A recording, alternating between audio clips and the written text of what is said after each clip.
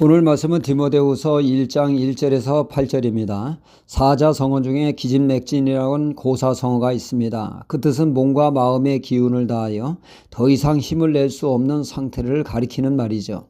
이 단어를 글자 그대로 풀이하면 기운이 다하고 맥이 끊어진다는 의미로 극도로 피곤한 상태를 완전히 지쳐버린 상황을 묘사할 때 자주 사용되어집니다. 일상 속에서 몸이 축 늘어지고 한 걸음도 더 나아갈 수 없을 만큼 피곤할 때 자연스레 떠오르는 말입니다. 우리가 바쁘게 살다 보면 기진맥진한 순간을 맞이하게 됩니다. 특히 긴 시간 동안 스트레스가 쌓이거나 과중한 일을 처리하다 보면 기진맥진한 상태에 이르기도 하죠. 기진맥진의 유래는 고대 중국의 병법서에서 비롯되었다고 전해지고 있습니다. 특히 전쟁 상황에서 병사들이 오랜 전투 끝에 체력과 기운이 바닥이나 싸움을 힘조차 없어지는 순간을 묘사할 때 이 표현이 사용되었다고 합니다. 이와 같은 맥락에서 기진맥진은 단순히 육체적인 피로를 넘어서 정신적인 피로와 소진까지 함께 포함하는 말로 발전하게 되었죠. 기진맥진과 맥을 같이 하는 말로 탈진 증후군인 번아웃이라고 하는 말이 있습니다. 이는 미국의 심리학자인 허버트 프로이든 버거가 1970년에 처음 사용한 용어이죠. 번아웃은 남을 돕는 직업에서 처음 발견되었다고 합니다. 의사나 간호사들은 남들 앞에서 웃지만 속으로는 웃는 게 아니었던 것이죠.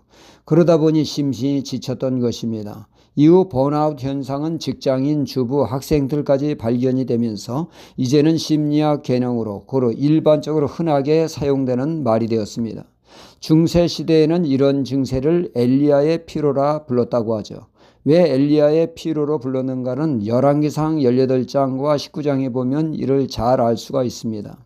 이스라엘의 3년 6개월이라고 하는 기근으로 국가적인 차원에서의 큰 위기를 맞이하게 됩니다. 이 기근의 원인을 당시 이스라엘 왕 아합은 엘리야 선지자의 책임으로 돌렸습니다. 엘리야 선지자가 3년 6개월 기근이 임할 것이라고 하는 저주를 했기 때문이라는 것이죠. 그리하여 아합 왕은 그를 죽이고자 혈안이 되어 엘리야 선지자는 그리 신하에 숨어 지내기도 했습니다. 이 기근은 아합 왕이 바알 우상으로 전국을 도비함으로 하나님의 진노를 산 것이죠. 그러나 아합 왕은 인정하지 않았습니다. 그래서 이런 상황에 확실한 결론을 내는 것은 말로는 안 되고 보여주는 것 외에는 딱히 방법이 없어 엘리야는 한 가지 제안을 하게 되어집니다. 갈멜산에서 누가 참신인가를 가리자고 말이죠. 그리하여 갈멜산에서 영적 대결이 펼쳐지게 되어집니다. 바알 선지자 450명과 엘리야의 한판 승부로 말이죠. 제단의 불로 응답하는 신이 진정한 신이라고 말입니다. 이에 바알 선지자들이 제단에 제물을 차리고 먼저 바알을 찾습니다. 그러나 아무리 바알을 불어도 아무런 응답이 없어 선지자들은 자해를 하며 광적인 행동을 해도 아무런 역사가 없었죠.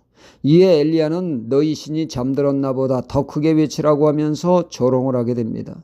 저녁이 되어도 아무런 역사가 없어 이번엔 엘리야가 나서서 제단에 송아지의 각을 떠 그 번제물 위에 잔뜩 물을 붓습니다. 어찌나 물을 많이 부었는지 도랑까지 물이 넘쳐나게 되었죠. 그리고 엘리야는 하나님을 찾으며 불로 이 시간 응답하소서.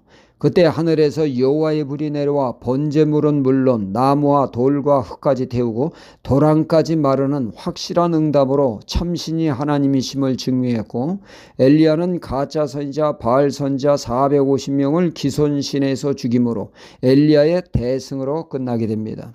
이에 엘리야의 선포로 3년 6개월의 기근은 완전 해소되는 장대비가 쏟아지므로 하나님의 참신임을 만방에 알리게 되어집니다.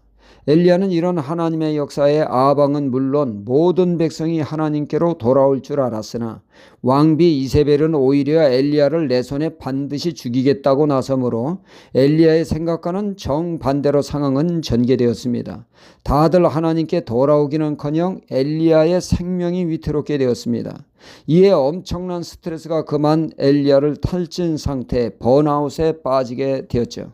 그는 하나님의 산 호렙산에 주랭랑을 치고 로뎀나무 아래에서 하나님 차라리 나를 죽여달라고 넋두리를 늘어놓게 됩니다. 그런 그를 하나님은 다시금 회복시켜 사명을 감당케 하셨습니다.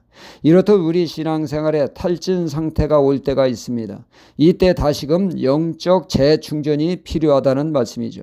오늘 말씀 6절에 사도 바울은 디모데에게 다시 부릴 듯 하나님께 받은 은사를 재충전하여 하나님의 능력으로 어려운 시기를 잘 극복하여 사명을 새롭게 잘 감당하라고 하는 말씀입니다. 다시금 재무장하라고 하는 말씀이죠.